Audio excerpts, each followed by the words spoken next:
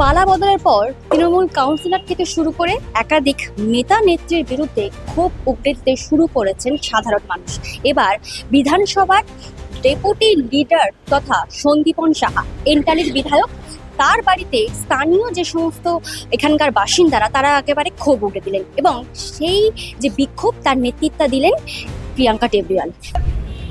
জমি চুরি করেছে, আমরা এক বিঘা জমি 8 কাঠা পেয়েছি, আর এই চোর নিয়েছে 12 কাঠা। আমাদের ধাপা চাষি, আমরা অনসার লোক নয়, আমাদের চাষি। আমাদের এইভাবে ওরা চুরি করে টাকাগুলো আমাদের যারা 50,000 টাকা করে দেওয়ার কথা ছিল সেটা 25,000 টাকা করে দিয়েছে। আমাদের মানে আমরা ওখানে দীর্ঘদিন ধরে জমিটা চাষ করে খাই। আজকে আমার বাড়ির সামনে গিয়েছিলেন, ওনাকে দেখতে পেয়েছেন? না, ওনাকে দেখতে পাইনি। চোর দুজনে খাটের তলায় ঢুকে আছে, দুজনে খাটের তলায় ঢুকে গেছে, বাপ বেটা দুজনে ঢুকে গেছে। বাবার পর তো এখন বিদায় হয়েছে ছেলে চুরি করেছে। ওই বলছে তোমার স্কয়ার ফুট 100 টাকা স্কয়ার ফুট নিয়েছে ঘর হতে গিয়ে, মানে ঘর হচ্ছে ধাপার বুকে সরকারি জায়গা, সেখানে 100 টাকা স্কয়ার ফুট নিয়েছে। 1 কাঠা হয় 720 স্কয়ার ফুটে 1 কাঠা হয়, সেই টাকাটা সঞ্জীবন নিয়েছে। আর এর দালালটা তারক মণ্ডল।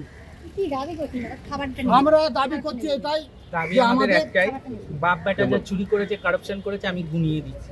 যত ইনলিগাল কনস্ট্রাকশন, ইনলিগাল, সেটা ইন্টালি থেকে শুরু করে ধাপা পর্যন্ত শেষ হচ্ছে, সব করেছে এই বাপ বেটা স্বর্ণকমল সাহা, সন্দীপন সাহা।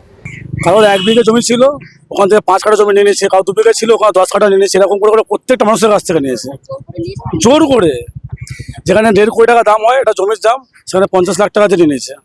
সেখানে তোমরা 25,000 টাকা কাঠা কেন দিচ্ছ? আমরা জমি দেবো না। এই স্বর্ণকমলের ছেলে সন্দীপন শাহ বলেছে কোথায় জানাবি জানা, টাকা দেবো না, যে ওর নামটা লিখে দে, পয়সা হবে না। যা হুমকি গুন্ডামি করে এইসবগুলো করে।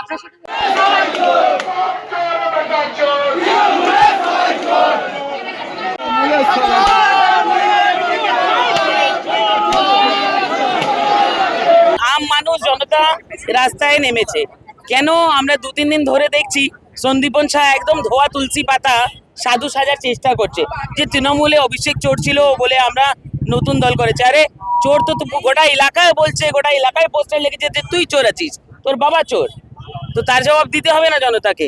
শুধু অভিষেককে চোর বললে তো না হবে।